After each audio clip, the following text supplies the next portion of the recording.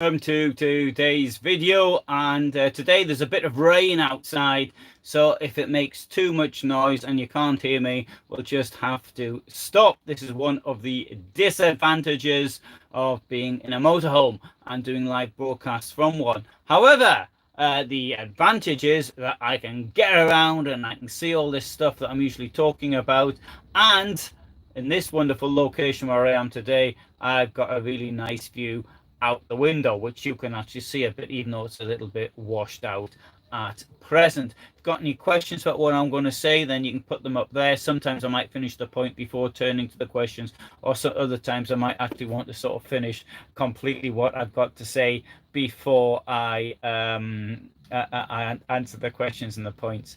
Right, so here what I'm going to demonstrate today is how the Putin regime in Russia is effectively a National Socialist regime of the type that existed in Germany in the 1920s, 30s, and 40s.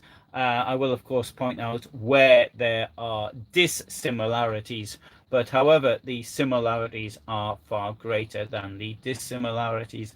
The National Socialism, as it was practiced with the Nazi Party in the 1920s, was based on something which is called Völkisch, and I have a lot of difficulty in translating this word into English from German.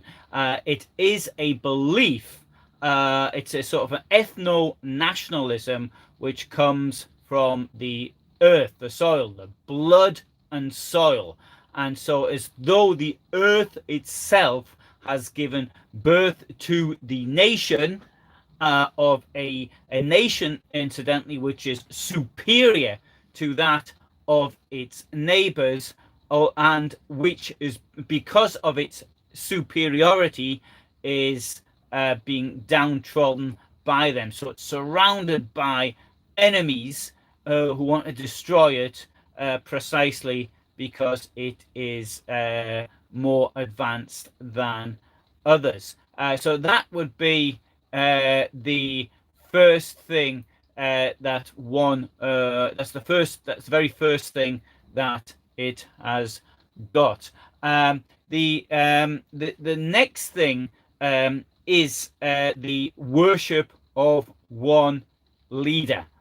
So you've got the man that will come. Now, this man that will come was something that was often used amongst Völkisch organizations even before the First World War, when they did have the Kaiser, but apparently the Kaiser wasn't good enough. But the man that will come was used even by Hitler. Hitler himself used this word until he decided that the man that will come is indeed himself, and so that was it.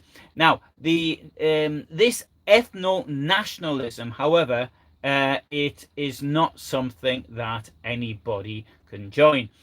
If you don't belong to the same group that comes from this soil, have this blood in you, then you cannot be a member of this superior organization or race or what have you. Now, and this is one of the things that people who claim that Putin is not a Nazi because he's not anti-Semitic. In Nazi Germany, it was above all, it was the Jews that were doing Germany down, according to them. All the blame, everything they could be blamed upon was blamed on the Jews. The economy's bad, it's the Jews' fault. This is the Jews' fault. Football team's lost, it's the Jews' fault, etc. Everything was the fault of the Jews, not the fact that what the real reason may be. Now, Putin is not an anti-Semite, and I have to make this utterly clear. He's anti-other people, but he's not anti-Semitic. In the 1950s, as he was growing up, he lived in a shared flat, effectively, and today it's probably quite a wealthy area to live in of St. Petersburg, but it certainly wasn't then. It's one of these areas. In fact, if you look at places in London like Spitalfields, which was quite poverty, and now quite a poor place to be not so long ago, and now it's really wealthy. And this certainly would be where Putin is today. It is really a very central location. And but the flat itself, it had one gas ring to be shared by, I think it's between four families. The toilet was in the corridor. It was rat infested. It can't have been a very pleasant place to be. Now, the family shared with was Jewish, and they were quite observant at that. Indeed, when Putin was christened, it was his mother and this Jewish lady, whom we refer to as Babka Anya, was took him to be christened. So he sees this family, who was partially his own family. Now, of course, there were Nazis who actually grew up within, had certain Jewish people who looked after them. Magda Goebbels, for example, her stepfather was Jewish. Hermann Goering as well. And despite this, they still grew up to be as evil as they were. So the Putin himself is nothing against Jews. And indeed, some of the people that were closest to him are Jewish. I mean, and I think of he's the Rottenberg brothers, who've got these huge contracts in construction. He used to do judo with them in the 1970s, and so even 60s, when he was still at school. And so he doesn't have anything at all against Jews. Many of the oligarchs who are on his side are Jewish, so that's not a problem. However, if you belong to certain other races in Russia, you're not doing so well. I understand that I heard. Sorry, I can't. I should have checked that. You only did it. I might be completely wrong, so it's not. But there are now more Ukrainians, people of Ukrainian ethnic origin in Russia in prison than there are ethnic Russians. But if we take Russia itself, it's a country. It has its empire. It's the only country that hasn't decolonized. Mainly because, I presume, because it sort of grew out externally, and it was taking over other peoples as it got in that way. So who are the people who have been forced to go to fight in the war? Well, they're largely from ethnic minorities, people who come largely from the Far East, and they're the ones who end up in the meat grinder. In May, I did a video on how the Russian army informs widows of that their husbands, informs the wives how that they've now just become a widow, that their husbands are no longer around. They do this by just stopping the pay, which was going to the wife. And now in the case I did, this was an ethnic Russian family, but they came from an area where there were a lot of ethnic minority. The minority population, Chita, is quite large. So that is why they recruit from them, not others. We can see the way that the people, the Caucasian people, have been treated in Russia. Anybody who, I can't say what it's like now, but I mean, certainly I myself have witnessed people being harassed who had dark skin, and of course they look as though they're Caucasian, being harassed by the police. Maybe the police had a good reason to do it. I mean, I've seen police harassment of African people in France as well, of course. But there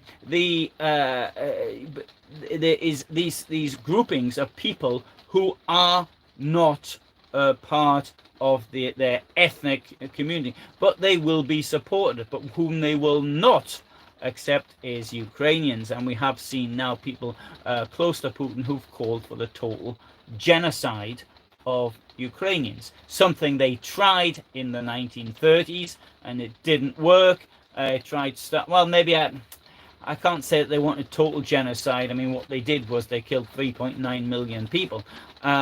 The Ukrainian-speaking population of areas such as the North Caucasus, to the east of the Black Sea, they are no longer around as well. They're no longer as around, but that is the aim with what they're doing in Ukraine. Also, one of Hitler's policies was accepting the fact that there wasn't enough German babies, or babies from German people, to go around. They had a program called Lebensborn, which they would kidnap people from Poland above all, but from other countries as well, from the Soviet Union, if they met the appearance qualifications, so blonde, blue eyes, and all the rest of it, and then they would put them into orphanages and on that in Germany, and then give them to German people who didn't have children or who had lost their children because of the war. And this is a policy which is now being taken to extreme by the Russian government. We don't know how many people have been kidnapped by the Russians. I myself have spoken out in Kherson last November. I was there a few days after it was liberated, and it was a lady I was talking to, and she's telling me that her daughter she'd been kidnapped. She doesn't no idea where she is, no contact with her, no nothing. And so we don't know how many of these have occurred. I do know that the woman who was in charge of the agency, which is responsible for the kidnappings, is now on a wanted list. Whether or not she'll end up in trial or not, that's that we can't say. Also, the fact is, because of the Russian advance, there were people who might have wanted to escape, but they can't. Well, the only place they can escape to was to Russia itself, and not just the occupied areas, but to Russia. So they didn't have much choice in the matter. And then what's happening to them? That we don't know. So again, here we see a very Nazi policy. I would go so far as to say that the Nazism, which is today practiced in Russia, is actually more extreme than the Nazism, the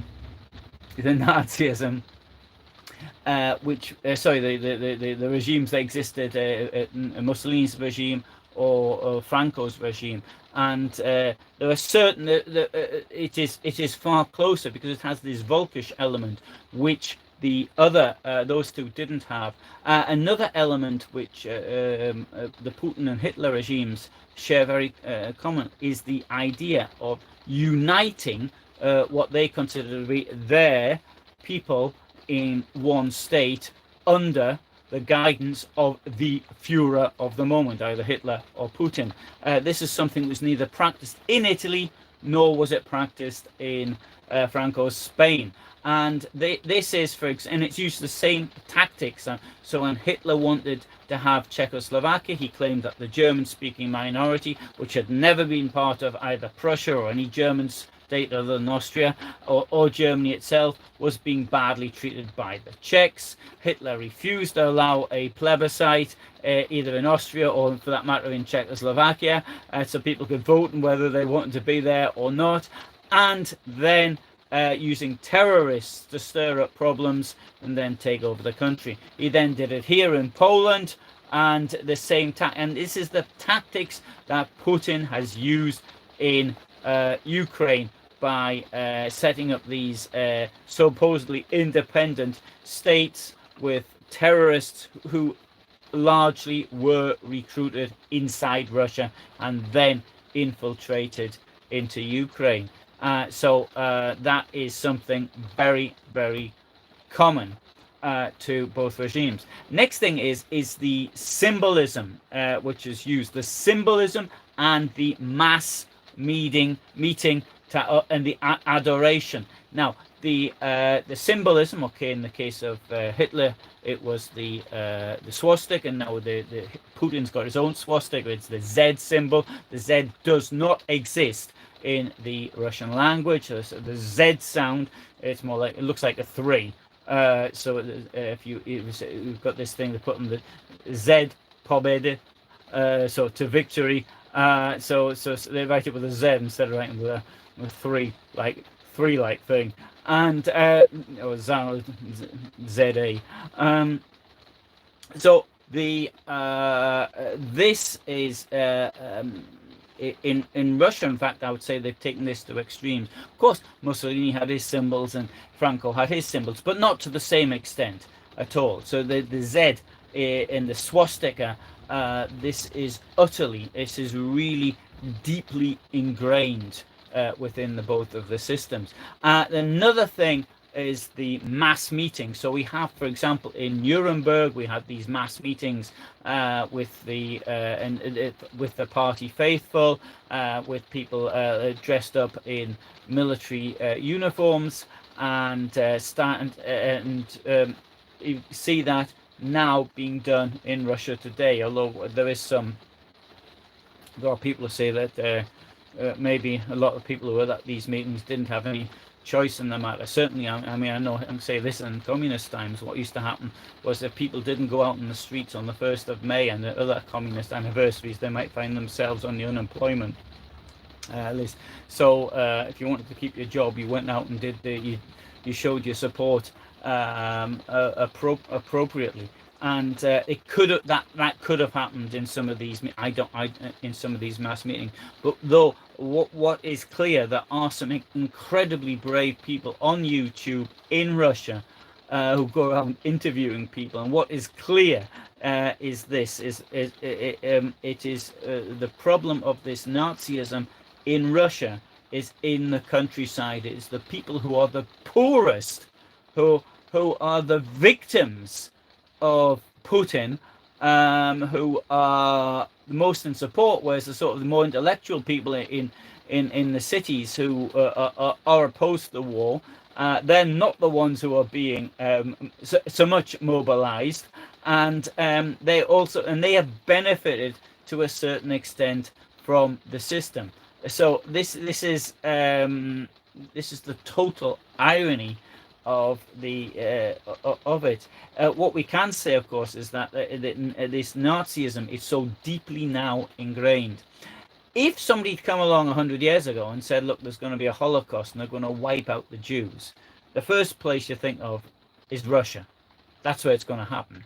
You wouldn't have thought it was Germany. No way. If somebody came along in 1923 and said there's going to be this is going to happen in 20 years' time, you think, yeah, it's going to be the Russians, because they've done it for, and this is ingrained within them.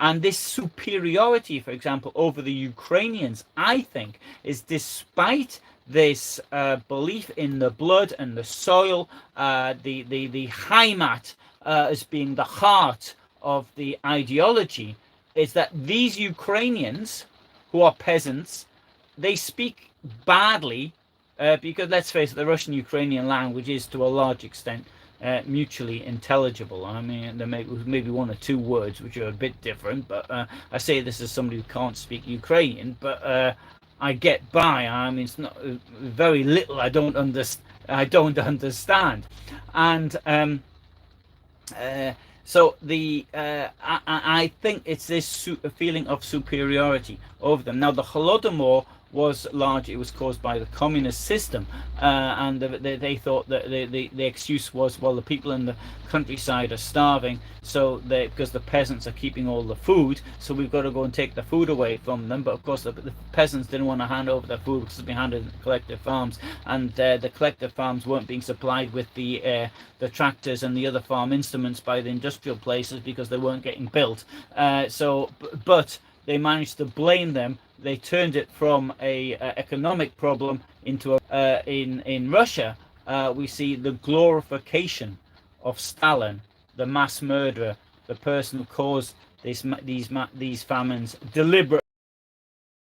Sometimes famines happen because the crops don't grow as we have now, or it doesn't rain as we have now in parts of Kenya, for example. That is not the fault of the government. What is the fault of the government is deliberate starvation, and that is what we've got in.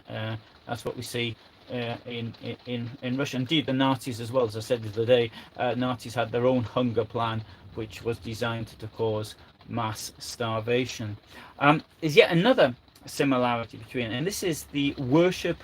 It's like the superiority of the male, worship of the male over the female. And there are, of course, the females in prominent posts. For example, there was a woman who was the highest-ranking female in Germany. She looked after in Nazi Germany, looked after the women's organization. But every time you see everybody in government in Nazi Germany was male. I do appreciate that in the 1930s there were very few women in posts of importance. But we can see in Germany in the 1920s there were females in parliament, in local government, and things of this nature, but which didn't happen by the time we got into the 30s. And you see that in Russia as well, maybe to a lesser extent, but you see it's less females. It's a glorification of the man over the woman.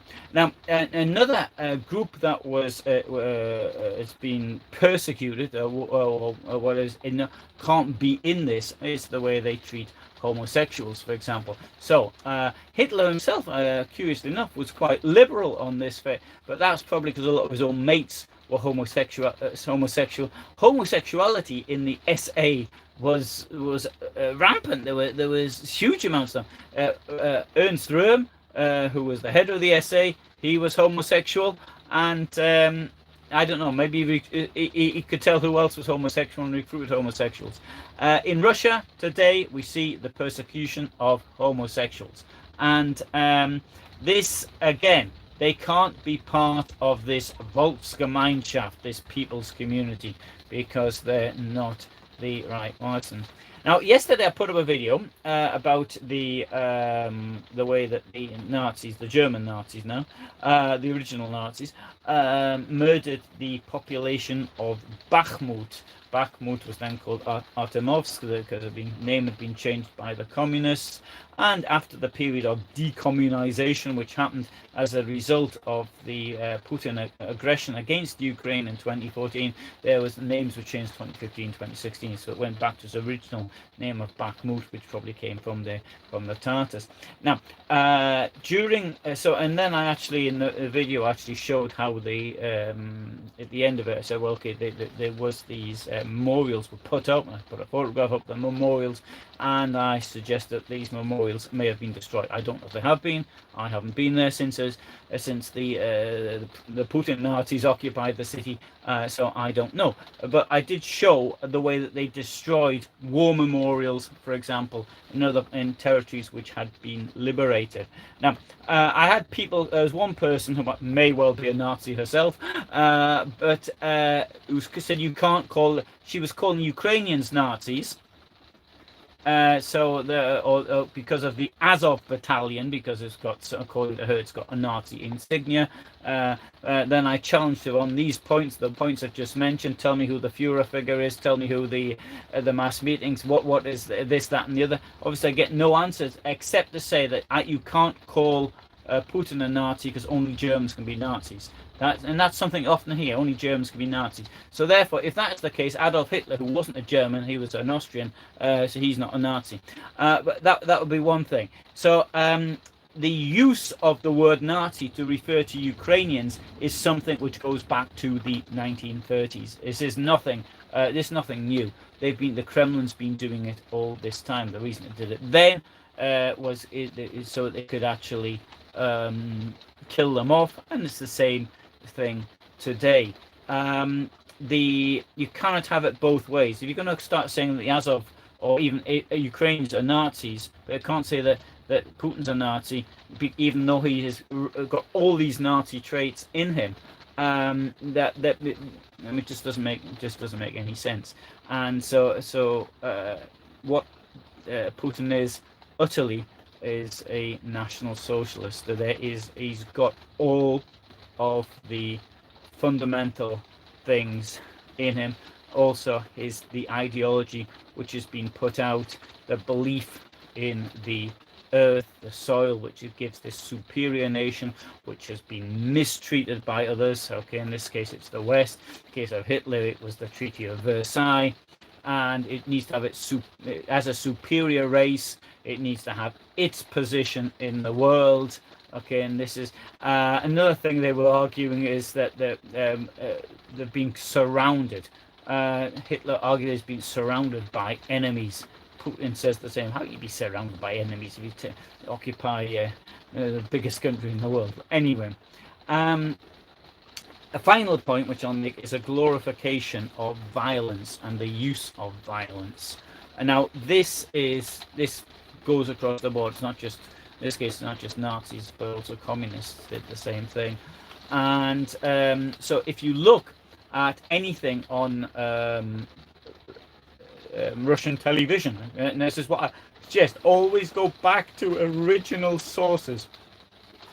In anything related to history or even current affairs, go to the original source. If there's a Facebook meme, don't believe that. Look at the original source. And this is why I keep telling people, if you want to know what's going on in Russia today, just watch their propaganda programs. I do appreciate it requires knowledge of the language, which might be a little bit difficult, but just watch it, and you will see the glorification of their weaponry.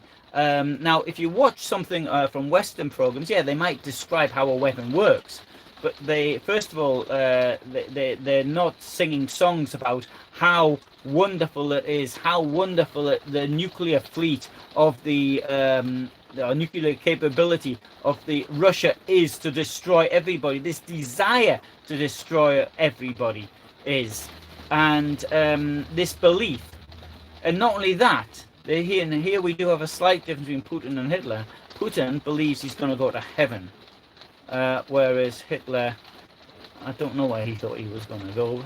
But in this case, it's a bit more. It's even a bit like Islamic fundamentalism. So, the use of violence, something which all fascists. In Italy, extreme violence. Germany, extreme violence so that it could take power by the use of violence.